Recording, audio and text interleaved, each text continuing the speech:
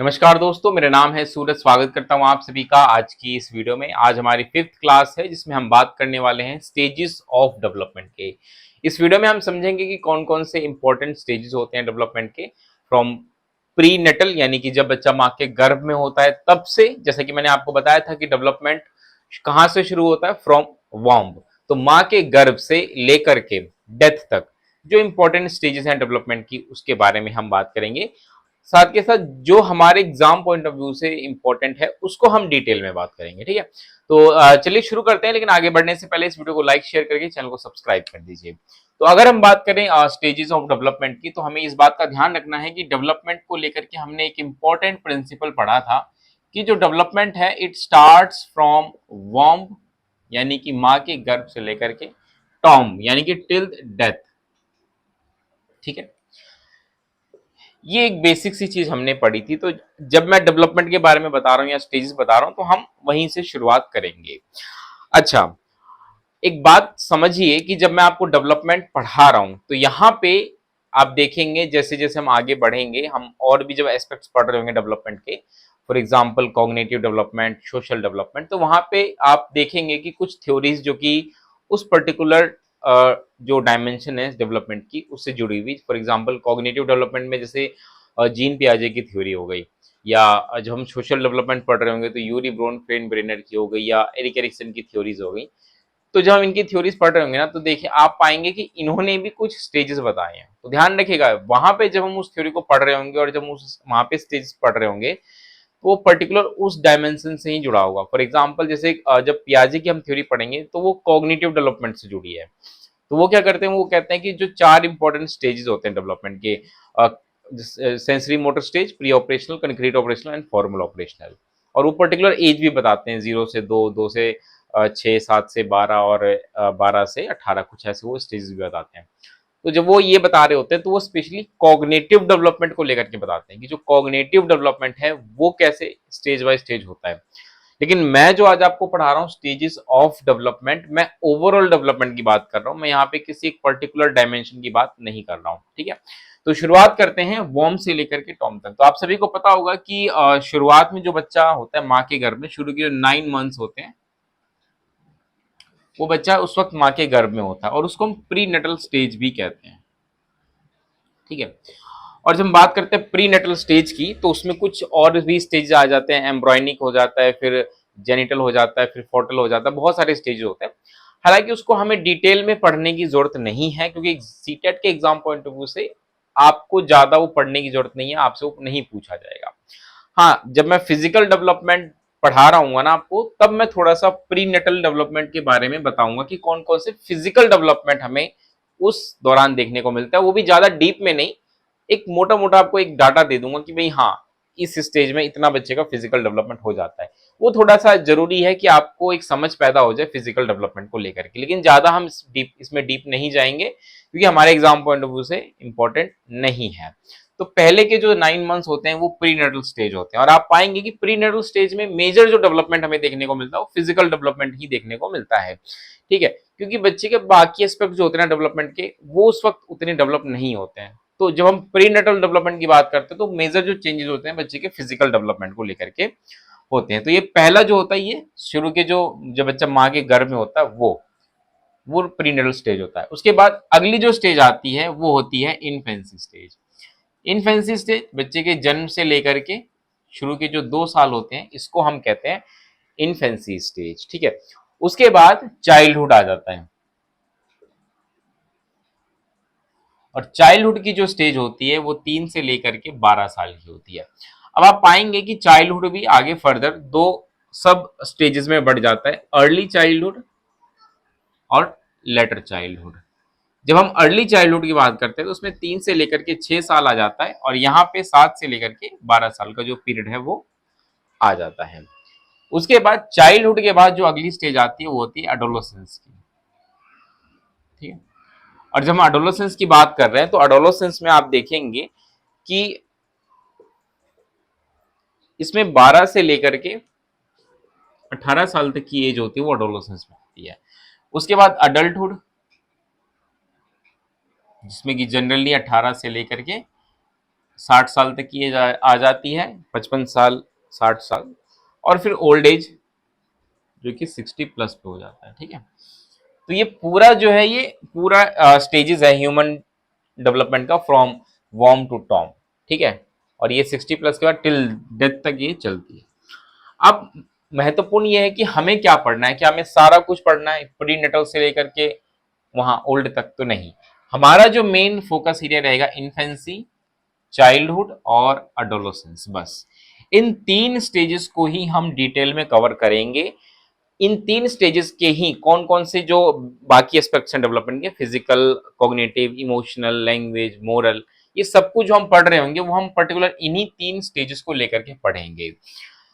Prenatal हमसे जुड़ा हुआ नहीं है, ना हमें ज्यादा जानने की जरूरत है। अडल्टहुड भी हमारे लिए इतना महत्व नहीं रखता, ना ही ओल्ड एज, क्योंकि आप पाएंगे कि जो बच्चे स्कूल में पढ़ते हैं उनकी एज जनरली 0 से 2 तो खैर बच्चे घर में ही होते हैं जनरली, लेकिन फिर भी वो, क्योंकि बच्चा एक तरीके से घर से तैयार होकर के आता है स्कूल के लिए, अपने आप को इतना मिच्योर बनाता है, घर वाले जो होते हैं उसकी फैमिली उसको इतना मिच्योर बना देती है कि वो एक तरीके से स्कूल जाने लायक होता है।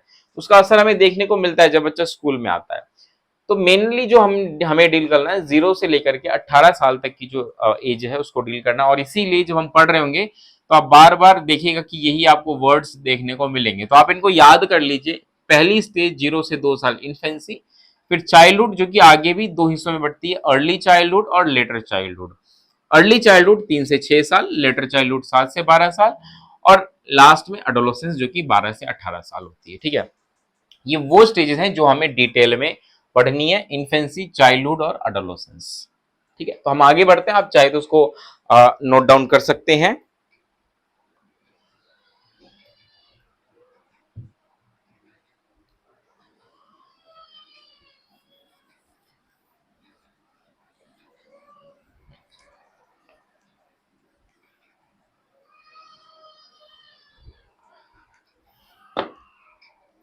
तो एक एक करके हम बात करते हैं। सबसे पहले हम बात करेंगे इन्फेंसी स्टेज की।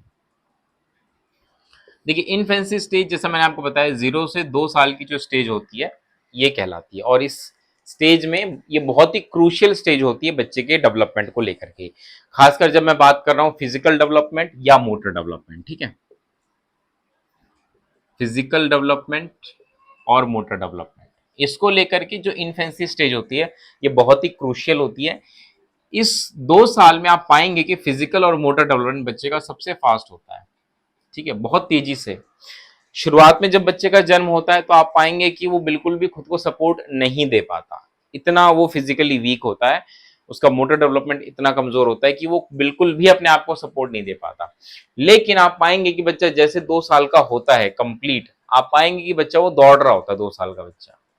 ठीक है, तो फिजिकल डेवलपमेंट कितनी फास्टली हुआ आप देखिए। जो बच्चा बिल्कुल खुद को सपोर्ट नहीं दे पा रहा था, जिस करवट आप जैसे बच्चे को लिटा दे बच्चा वैसे ही लेटा रहता है, वहां से लेकर के बच्चा बैठना सीखता है, चलना सीखता है और फिर दौड़ना सीखता है। तो 0 से जो 2 साल का समय है ना शुरू के, इसमें फिजिकल एंड मोटर डेवलपमेंट बहुत फास्ट होता है।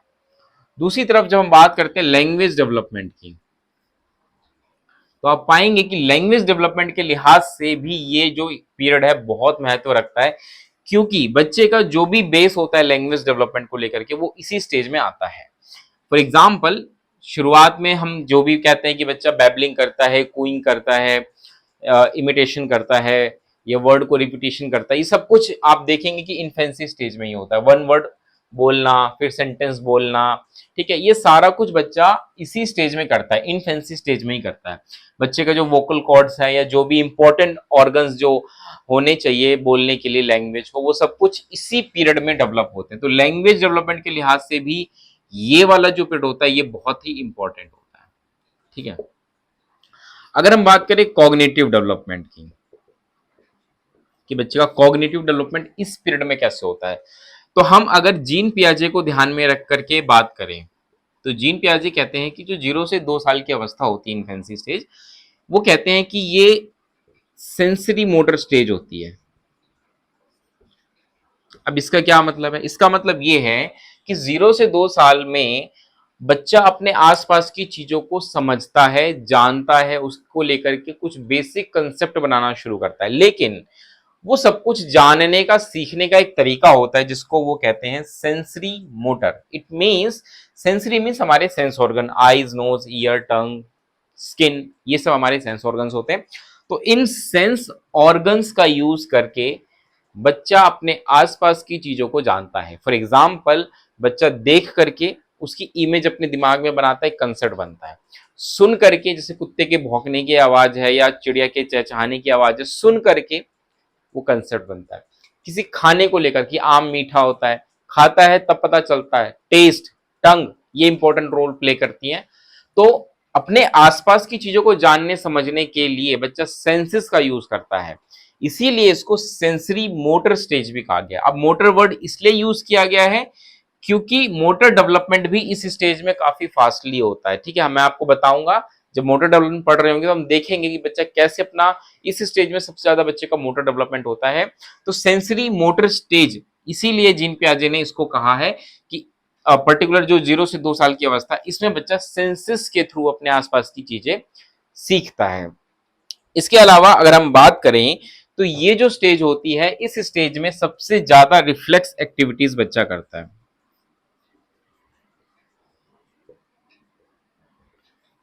और उसके पीछे रीजन ये होता है कि, और वो भी आप देखेंगे शुरू के जो 6 मंथ्स होते हैं ना, इसमें मैक्सिमम जो रिफ्लेक्सिव एक्टिविटीज होती हैं शुरू के 6 मंथ्स में होती हैं। उसका रीजन ये होता है कि बच्चे का ब्रेन इतना डेवलप नहीं होता है। ठीक है, इस वजह से बच्चा रिफ्लेक्स एक्टिविटी ज्यादा करता है। जैसे जैसे उसका ब्रेन डेवलप होता है, ये रिफ्लेक्स एक्टिविटी कन्वर्ट हो जाती हैं वॉलेंट्री एक्शंस में, कि बच्चा अब कंट्रोल है उसका बॉडी पर और अपने अनुसार वो चीजों को कर रहा है।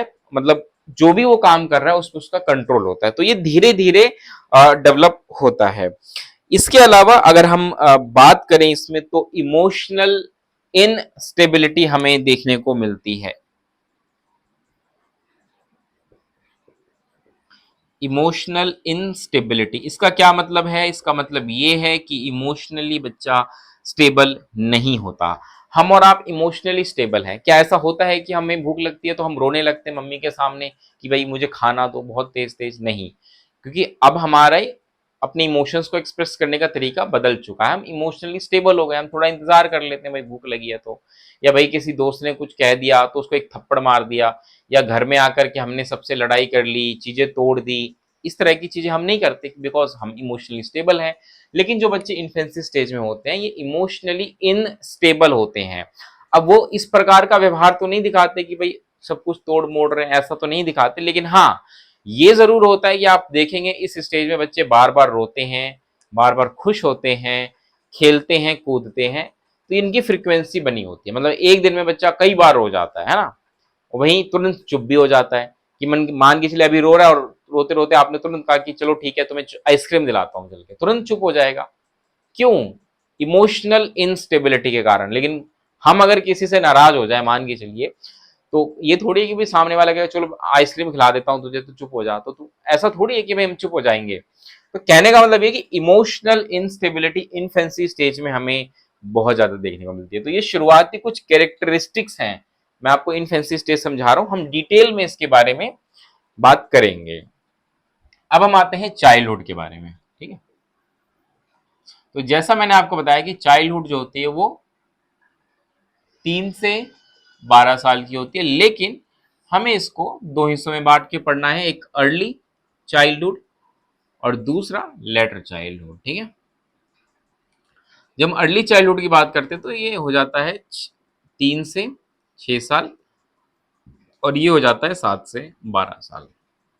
अब अर्ली चाइल्डहुड ध्यान से समझिएगा कि पहली चीज तो मैं आपको शुरू में बताना चाहूंगी, चाइल्डहुड की जो स्टेज होती है ना, ये प्रॉब्लमेटिक स्टेज मानी जाती है। मैटिक स्टेज, समस्यात्मक अवस्था ये मानी जाती है। और उसके पीछे भी रीजन है, क्योंकि बच्चों का जो बिहेवियर होता है समटाइम्स पेरेंट्स के लिए, स्कूल के लिए, सोसाइटी के लिए थोड़ा सा प्रॉब्लमेटिक होता है। ठीक है, अब कैसे होता है हम एक एक करके समझेंगे। शुरू में अगर हम बात करें अर्ली चाइल्डहुड में, तो आप पाएंगे कि ये जो स्टेज होती है ये प्रॉब्लमेटिक स्टेज, जैसा मैंने आपको बताया, होती है। बिकॉज इस स्टेज में जो बच्चे होते हैं ये बहुत ही जिद्दी व्यवहार दिखाते हैं और बार बार रोना, बार बार किसी चीज के लिए जिद करना, एग्रेसिव बिहेवियर दिखाना, ये बहुत कॉमन होता है चाइल्डहुड में भी, अर्ली जो चाइल्डहुड की स्टेज होती है इसमें। हाँ, फर्क देखिए ये होता है कि इस स्टेज में बच्चा अभी भी काफी हद तक घर में रहता है, घर के मेंबर्स पे ज्यादा डिपेंडेंट होता है, अपने खुद के काम धीरे धीरे करना शुरू कर देता है, छोटे मोटे काम करना शुरू कर देगा। लेकिन वो भी कब आप देखेंगे कि 5-6 साल का होता है तब वो छोटे मोटे काम अपने खुद के करना शुरू करता है, लेकिन शुरू के 3-4 साल तक भी यही होता है कि काफी हद तक वो मदर्स पे, फादर पे डिपेंडेंट होता है। तो प्रॉब्लमेटिक स्टेज होती है, कुछ चाहिए होता है, बहुत जिद करेगा, बहुत रोएगा, गुस्सा, तोड़फोड़, लड़ाई झगड़े, ये सब घर में वो करता है। ठीक है, तो ये प्रॉब्लमेटिक स्टेज क्या हो जाती है पेरेंट्स के लिए, कि भाई पेरेंट्स अक्सर कंप्लेन करते हैं कि भाई बच्चा ये बहुत ज्यादा जिद्दी हो गया है, बात बात पे रोता है। इस तरह की जो चीजें होती हैं वो पेरेंट्स इस प्रकार की शिकायत करते हैं। अगला अगर हम देखें तो इसको प्री गैंग स्टेज भी कहा जाता है। प्री गैंग स्टेज का क्या मतलब है कि गैंग बनने से पहले की अवस्था। इस स्टेज में बच्चा घर में ही रहता मोस्टली, तो गैंग वैंग कुछ बनता भी नहीं है, या होगा भी तो उसके 2-3 दोस्त होंगे, लेकिन वो वैसा गैंग नहीं होगा। देख, गैंग का मतलब ये होता है कि भाई 5-6-7 लोग एक साथ मिलके रहते हैं, उनमें आपस में कॉमन इमोशंस होता है, ब्रदरहुड, और एक कुछ मोरल वैल्यूज होते हैं, उनके कुछ नियम वो बना के रखते हैं अपने गैंग के लिए, तब गैंग काम करती है, अदरवाइज नहीं। तो ये प्री गैंग की स्टेज है। शुरुआत में बच्चा हाँ ठीक है दोस्तों के साथ रहेगा, लेकिन कोई गैंग नहीं बनाएगा। इसके अलावा इसको टॉय स्टेज भी कहा जाता है, खिलौनों से खेलने की अवस्था। शुरू के जो 2 साल होते हैं ना, इसमें बच्चा चीजें एक्सप्लोर कर रहा होता है और बहुत सारे कंसेप्ट फॉर्मेशन बना लेता है। ठीक है, लेकिन उन कंसेप्ट का यूज वो इस स्टेज में आगे करता है। देखिए, टॉय स्टेज का मतलब है खिलौनों से खेलना, और खिलौनों से बच्चा तभी खेलेगा जब उसको उस खिलौने का मतलब पता होगा, वो कैसे यूज होता है, क्या यूज है, कैसे उसको हम इस्तेमाल करते हैं, क्या है वो चीज, एक्चुअल क्या है, वो सब जानता होगा तभी उसका यूज करेगा। फॉर एग्जाम्पल मान के चले अगर हम बच्चे को कार लाके दे दें, ठीक है, कि ये लो कार। अब कार लाके दे देने से थोड़ी हो जाएगा कि हाँ भाई कार दे दिया, उसको पता भी तो होना चाहिए है क्या। तो इनफेंसी स्टेज में जब बच्चा अपने आसपास की चीज एक्सप्लोर करता है, देखता है, तो समझता है कि भाई कार है। और जब वो इस स्टेज में आता है, टॉय स्टेज में, तो अगर हम उसको टॉय लाके दे कार, तो फिर वो उस कार से खेलना शुरू करता है, प्रॉपर उसको चलाएगा। जैसे अगर मान के चलिए किसी को हमने कोई डॉल दे दिया, कोई गर्ल है उसको डॉल दिया, तो डॉल के साथ खेलेगी। ठीक है जो बिहेवियर वो देखती है कि मदर उसके साथ करती है, वो सेम बिहेवियर इस स्टेज में जब वो आती है बच्ची, तो वो उस डॉल के साथ करती है, उसको खाना खिलाएगी, उसको नहलाएगी। वो ये सब तभी कर पा रही होगी जब उसने ये होते हुए देखा होगा, और वो सब कुछ चीजें इन्फेंसी स्टेज में होती है। यहाँ पे बस वो टॉय स्टेज में हमें वो सारी चीजें देखने को मिलती हैं। ठीक है, तो हमें लगता है कि बच्चा भाई शुरू के 2 साल में आप देखेंगे बच्चा इतना खिलौनों में इंटरेस्टेड होता भी नहीं है, लेकिन इस स्टेज में आकर के बच्चे खिलौनों से बहुत खेलता है, और वो जिद भी करता है कि भाई मुझे ये खिलौने चाहिए। ठीक है, आई होप आप समझ रहे होंगे। इसके अलावा इस स्टेज को स्टेज ऑफ इमिटेशन भी कहा जाता है, कि बच्चा नकल बहुत करता है या चीजों को रिपीट करता है, जो ऑब्जर्व करता है अपने आसपास उसको दोहराता हुआ यहाँ पे दिखता है। अब हम आते हैं लेटर चाइल्डहुड स्टेज में। जैसा कि मैंने बताया कि ये पूरी जो चाइल्डहुड स्टेज होती है 3 से 12 साल, ये प्रॉब्लमेटिक स्टेज कहलाती है। और अर्ली चाइल्डहुड में जो बच्चे की प्रॉब्लम थोड़ी होती है, बच्चा जिद्दी स्वभाव का होता है, बहुत ज्यादा गुस्सैल होता है, एंग्री टाइप का हो जाता है, इस तरह की प्रॉब्लम्स होती है। लेकिन यहाँ पे अगर आप देखेंगे तो यहाँ पे बच्चे की प्रॉब्लम्स अलग हो जाती हैं। सबसे पहली चीज तो ध्यान से समझिए कि ये जो होती है गैंग स्टेज कहलाती है। अब गैंग स्टेज का मतलब क्या है कि बच्चा अपना गैंग बनाना शुरू करता है। और हाँ, एक चीज मैं बताना भूल गया कि ये प्री स्कूल स्टेज भी है, स्कूल जाने से पहले की अवस्था। हालांकि अब तो 3 साल के बच्चे स्कूल जाएंगे, लेकिन अभी तक यही देखा जाता है मोस्टली कि प्री स्कूल होता है। लेकिन एक्चुअल में जो फॉर्मल तरीके से बच्चा जब आता है फर्स्ट क्लास में, तो 5 साल प्लस से आता है, तो फिर यहाँ पे अब हम देखते हैं कि बच्चा स्कूल में जाना शुरू कर देता है मोस्टली। तो जैसे ही वो स्कूल में जाना शुरू करता है, उसके दोस्त बनने शुरू हो जाते हैं, एक गैंग बननी शुरू हो जाती है, और गैंग की वजह से वो अपने दोस्तों के साथ ज्यादा रहना पसंद करता है। इसी वजह से आप देखेंगे कि बच्चा फैमिली के साथ अक्सर लड़ता है, क्योंकि ये गैंग स्टेज है, दोस्तों को ज्यादा तवज्जो देता है, घर में परिवार को कम देता है। कभी कभी वो अपने घर में लड़ जाता है, बिकॉज दोस्तों के साथ उसको कहीं घूमने जाना है, खेलने जाना है, वो लड़ जाएगा, मम्मी से नाराज हो जाएगा कि मुझे जाना है, ये वो दोस्तों का प्रभाव बहुत होता है इस स्टेज में, इसीलिए इसको गैंग स्टेज कहा जाता है। और ये प्रॉब्लमेटिक होती है। कैसे होती है प्रॉब्लमेटिक? एक तो ये गैंग में रहेगा, बाकी दो गैंग के बच्चों से, दूसरे के बच्चों से लड़ाई बहुत करेगा। इस स्टेज में बच्चे बहुत लड़ते हैं, ठीक है। साथ के साथ आप देखेंगे घर में लड़ाई करता है पेरेंट्स के साथ बिकॉज ऑफ फ्रेंड, ठीक है। और यहां पे भी बच्चा थोड़ा सा जिद्दी स्वभाव का या सॉरी थोड़ा सा गुस्सैल हो जाता है। लेकिन यहां पे एक्चुअल प्रॉब्लम कुछ और होती है, ठीक है। तो आई होप आप समझ गए होंगे, प्रॉब्लमेटिक स्टेज होती है और दूसरा ये हम कह सकते हैं इसको गैंग स्टेज ये कहलाती है। इसके अलावा यहाँ पे बच्चा स्कूल जाने लगता है, ठीक है। तो अगर आप देखें तो यहाँ पे अगर हम जीन पियाजे के अनुसार देखें तो ये वाली जो स्टेज होती है अर्ली चाइल्डहुड स्टेज, जीन पियाजे के अकॉर्डिंग ये कहलाती है प्री ऑपरेशनल स्टेज, ठीक है। प्री ऑपरेशनल स्टेज कहलाती है जीन पियाजे के अकॉर्डिंग। वहीं जो ये वाली स्टेज होती है वो कहलाती है कंक्रीट ऑपरेशनल स्टेज। इसका क्या मतलब है? इसका मतलब ये है कि बच्चा चीजों को कैसे सीखता है, उसके सामने कोई कंक्रीट ऑब्जेक्ट होता है उसी के आधार पे सीखता है। फॉर एग्जाम्पल अगर मान के चलिए मुझे बच्चे को ऊंट के बारे में पढ़ाना है तो जरूरी है कि मैं बच्चे के सामने ऊंट लेकर के आऊं, चाहे वो पिक्चर के थ्रू लाऊं, चाहे वो आ, किसी वीडियो के थ्रू या एक्चुअल में मॉडल प्रेजेंट करूं। तो कहने का मतलब यह है कि ऊंट के बारे में बच्चा तभी सीखेगा जब उसके सामने वो चीज प्रेजेंट होगी। या बच्चों को एडिशन सम सिखाना है तो ऑब्जेक्ट्स के साथ ही सिखाया जाता है, तभी बच्चा सीखेगा। बिकॉज बच्चा कंक्रीट ऑपरेशनल स्टेज में है जहां पे बच्चे के सीखने का एक तरीका होता है, ठीक है। तो ये था पूरा चाइल्डहुड और इसके बारे में हम बाकी तो हम डिटेल में एक एक करके जितने भी हम थ्योरीज हैं उनको पढ़ रहे होंगे, तो वहां पे हम सीख भी रहे होंगे। चलिए आगे बढ़ते हैं। अब हम बात कर लेते हैं थोड़ा सा अडोलोसेंस, जो कि लास्ट में हम अडोलोसेंस ही पढ़ रहे हैं। इसके बाद अडल्टहुड तो हमें पढ़ना नहीं है बिकॉज वो हमारे एग्जाम में आएगा नहीं।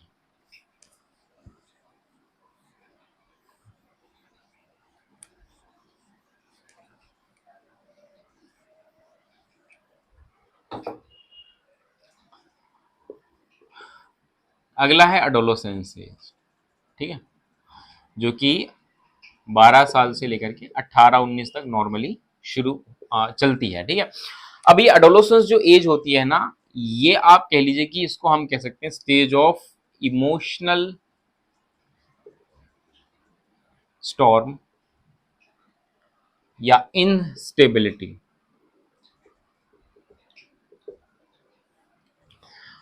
एडोलेसेंस एज में जो सबसे बड़ा चेंज हमें देखने को मिलता है, एक तो ये इमोशनली बच्चा चेंज होता है, दूसरा फिजिकल जो हमें चेंज देखने को मिलता है और ये काफी बड़े लेवल पे चेंज होता है। बिकॉज एडोलेसेंस जो एज होती है ना, आप यूं कह लीजिए कि ये जो चाइल्डहुड की स्टेज है, चाइल्ड और अडल्ट यानी कि एक बच्चा और एक वयस्क जवान आदमी, इनके बीच में जो ये स्टेज बन रही है ना, ये एडोलेसेंस एज आ रही है इन दोनों के बीच में, ठीक है। यानी कि इस बच्चे को अगर अडल्ट बनना है तो ये एडोलेसेंस बीच में है। एडोलेसेंस एक ट्रांजिशन पीरियड आप कह सकते हैं, ट्रांजिशन पीरियड है जो कि एक बच्चे को एक अडल्ट बनाने में भूमिका निभाती है। यानी कि अभी जो शुरू के ये जो 6 से 7 साल होंगे, इस स्टेज में बच्चे में ऐसे चेंजेस आएंगे, ऐसे चेंजेस आएंगे कि अब वो बच्चे से अडल्ट बन जाएगा। और उसके लिए कुछ फिजिकल और इमोशनल चेंजेस हमें बच्चे में देखने मिलते हैं। फिजिकल चेंजेस में बच्चे से बच्चे की हाइट और वेट अचानक से बढ़ेगी, ठीक है।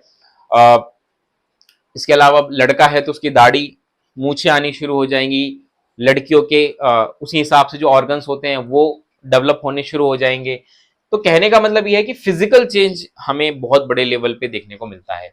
इमोशनल स्टॉर्म जैसा मैंने आपको ऊपर लिखवाया सबसे पहले, ये भी हमें बहुत देखने को मिलता है। आप देखेंगे कि जो बच्चे एडोलेसेंस एज में होते हैं ना, ये बहुत ज्यादा मतलब आप कह लीजिए कि चिड़चिड़े जैसे हो जाते हैं, है ना, चिड़चिड़ा स्वभाव हो जाता है इनका।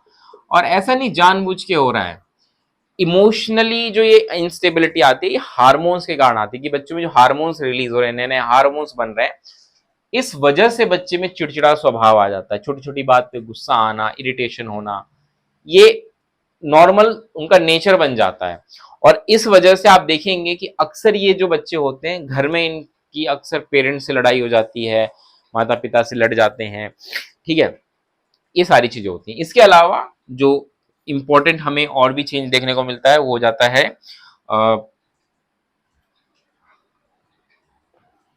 आप कह लीजिए कि इस स्टेज में जो बच्चे होते हैं ना, इनके जो दोस्त होते हैं, फ्रेंड्स, ठीक है, ये बहुत ज्यादा नहीं होते हैं, ठीक है, बहुत ही कम होते हैं, फ्यू। बिकॉज अब ये क्या करते हैं इस स्टेज में आकर के अपने दोस्त को बनाने के लिए कुछ वैल्यू सिस्टम ये डिसाइड करते हैं कि भाई कुछ वैल्यू सिस्टम होगा तभी ये मेरा दोस्त बन सकता है। इसीलिए आप देखेंगे कि एडोलेसेंस एज में जो दोस्त होते हैं उनकी संख्या कम हो जाती है। चाइल्डहुड में बहुत सारे दोस्त होते हैं, ये भी दोस्त है वो भी दोस्त है, पूरी क्लास दोस्त होती है, लेकिन एडोलेसेंस आते आते आप पाएंगे कि इनमें जो दोस्तों की संख्या होती है 3 से 4 हो जाती है, और वो 3 से 4 वो खास दोस्त होते हैं जो उन जिनकी value systems, thought processing, beliefs काफी मैच कर रहे होते हैं, ठीक है। इसके अलावा हेट्रोसेक्स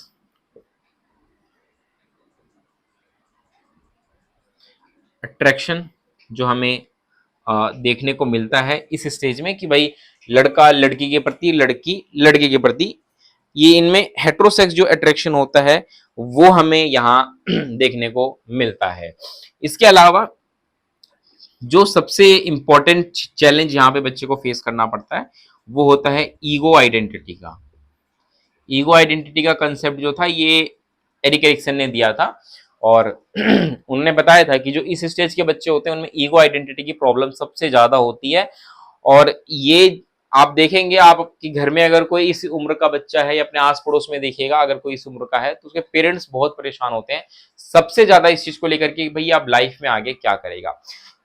पेरेंट्स तो चलिए परेशान होते ही हैं बिकॉज उनको पता है कि आगे भविष्य में भाई किस हिसाब से चीजें चल रही हैं, सिस्टम समाज कैसे देखता है, इसलिए वो इस बात को जानते हैं, इसलिए वो चिंतित होते हैं अपने बच्चों को लेकर कि भाई वो क्या करेगा। वो तो पेरेंट्स की चिंता है, लेकिन बच्चा खुद भी ईगो आइडेंटिटी क्राइसिस से गुजर रहा होता है।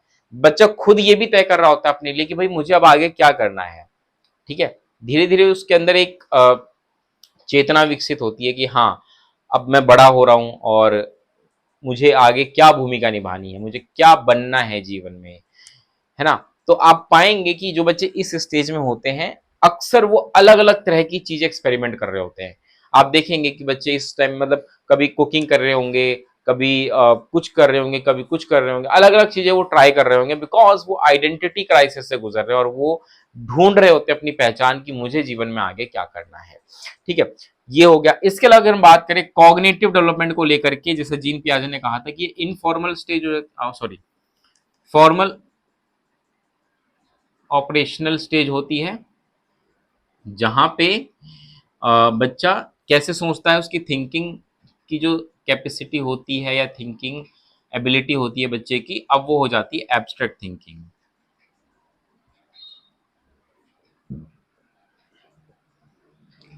एब्स्ट्रैक्ट थिंकिंग का मतलब क्या है कि बच्चा अब मिच्योर हो गया है, कॉग्निटिवली काफी मतलब चीजों को समझता है, जानता है, और सोचने का तरीका भी उसका एब्स्ट्रैक्ट हो गया है। मतलब कि उसके सामने जो प्रॉब्लम्स आती हैं उसके सॉल्यूशन के लिए जरूरी नहीं है कि वो प्रॉब्लम उसके सामने प्रेजेंट हो कॉन्क्रीट रूप में तभी वो करेगा, नहीं, अब वो ऐसी प्रॉब्लम भी सॉल्व कर लेता है जो उसके सामने नहीं होती। इसलिए आप देखेंगे कि जो बच्चे इस स्टेज में होते हैं उनको जब स्कूलों में पढ़ाया जाता है तो कुछ ऐसे कंसेप्ट दिए जाते हैं जो उनके सामने एग्जिस्ट नहीं करते। ट्रिग्नोमेट्री के कंसेप्ट हो गए, सोलर सिस्टम हम बच्चों को पढ़ा रहे हैं, तो ऐसे ऐसे कंसेप्ट हम बच्चों को पढ़ा रहे होते हैं जो उनके सामने नहीं है, क्लासरूम में नहीं है, लेकिन फिर भी बच्चा उसको जान लेता है, समझ लेता है, क्योंकि बच्चे की थिंकिंग एबिलिटी इतनी स्ट्रांग हो गई है कि अब वो उन चीजों के बारे में भी सोच रहा है जो उसके सामने नहीं है, और उसी को एब्स्ट्रैक्ट थिंकिंग कहा जाता है। तो ये था पूरा एडोलेसेंस, ठीक है। एंड आई होप कि आप जो मेजर स्टेजेस ऑफ डेवलपमेंट है उनको समझ गए होंगे। अब हम धीरे धीरे, अभी तो डेवलपमेंट के एक दो कंसेप्ट और रह रहे हैं, जैसे डेवलपमेंटल टास्क जो हम डिस्कस करेंगे जल्दी, और उसके बाद डेविएशन ऑफ डेवलपमेंट, ये दो इंपॉर्टेंट टॉपिक हैं। उसके बाद मैं आपको एक एक करके जितने भी डायमेंशन है डेवलपमेंट के वो सारा मैं डिटेल में कराऊंगा। बट आज की वीडियो में हम इतना ही रखते हैं। उम्मीद है वीडियो आपको अच्छी लगी होगी। अच्छी लगी है तो लाइक करिए, दोस्तों तक शेयर करिए, चैनल पर पहली बार आए तो चैनल को सब्सक्राइब कर दीजिएगा। अब हम अगली वीडियो में मिलेंगे, इस वीडियो में इतना ही है, तब तक के लिए नमस्कार, धन्यवाद।